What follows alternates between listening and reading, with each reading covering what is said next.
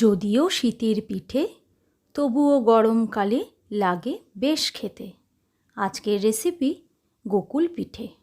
চলো জলদি তৈরি করে নাও এই পিঠেটা। নিয়ে নিলাম নারকেল কুড়িয়ে, তাতে দিয়ে দিলাম খোয়া ক্ষীর আর সামান্য খেজুরের গুড়। এই দিয়ে প্রথমেই তৈরি করে নিলাম পিঠের পুরটাকে। এবার কড়াইয়ে দিয়ে দিলাম চিনি আর খেজুরের গুড়।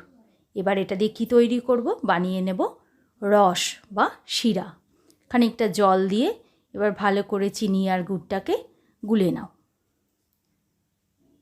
গুলে নিয়ে এবার এটাকে ছেড়ে দিতে হবে ফোটার জন্য। রসটা ফুটতে শুরু করে দিয়েছে আর খুব পাতলা শিরা তৈরিও হয়ে গেল। এবার একটা বাসনে সামান্য ময়দা, তার সঙ্গে সামান্য 1 চিমটে লবণ আর সাদা তেল দিয়ে বেশ করে ময়ম দিয়ে ঘন দুধ দিয়ে গুলে একটা ব্যাটার তৈরি করে নাও। বেশ করে ঘুরিয়ে ব্যাটারটা তৈরি করতে হবে, যাতে কোনো লাম্পস না থাকে আর একটা স্মুথ সুন্দর ময়দার ব্যাটার রেডি হয়ে যায়। কারণ এর মধ্যে ডুবিয়ে তবেই তো তৈরি করতে হবে গোকুল পিঠে। ঠিক যেমনভাবে চপ বেগনির ব্যাটার তৈরি করতে হয় না, ঠিক সেরকমভাবে সুন্দর একটা স্মুথ ব্যাটার দেখো আমি তৈরি করে নিচ্ছি। কিন্তু সেটাতে দিতে হবে অবশ্যই ঘন দুধ। এতে জল ব্যবহার করলে মোটেই টেস্টি হবে না। ঘন দুধ দিয়ে বেশ সুন্দর দেখো একটা স্মুথ ব্যাটার তৈরি হয়ে গেল। এবার কড়াইয়ে দিয়ে দাও সাদা তেল, সঙ্গে খানিকটা ঘি দিতে ভুলো না।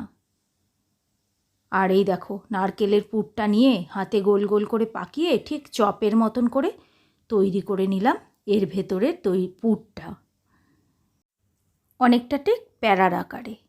এবার একটা করে এরম প্যারা তোলো আর ময়দার ব্যাটারে ডুবিয়ে দিয়ে গরম তেলে ছেড়ে দাও।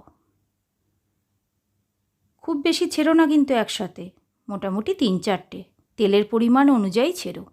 এবার এগুলোকে হালকা করে উল্টে দাও। উল্টে বেশ কড়া করে ভেজে নাও। দুপাশটা যখন লাল লাল করে ভাজা হয়ে যাবে, এবার তুলে নিয়ে খেজুর গুড় দিয়ে আর চিনি দিয়ে যে শিরাটা বানিয়ে নিয়েছো তার মধ্যে টাপাস ফেলে দাও।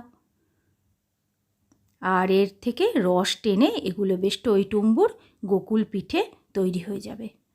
কি চটপট তৈরি করে ফেললাম। এই গোকুল পিঠের রেসিপিটা তোমাদের কেমন লাগলো আমাকে অবশ্যই কিন্তু জানাবে। আর ভালো লাগলে একটা লাইক করে দিও। আর আমার চ্যানেলটা তোমাদের যদি পছন্দ হয়ে থাকে তাহলে পরের ভিডিও পাওয়ার জন্য অবশ্যই সাবস্ক্রাইব করো। আর একদম লোভ সামলানোই যাচ্ছে না, আবার একটা রেসিপিতে খুব তাড়াতাড়ি তোমাদের সঙ্গে দেখা হচ্ছে। Good bye friends.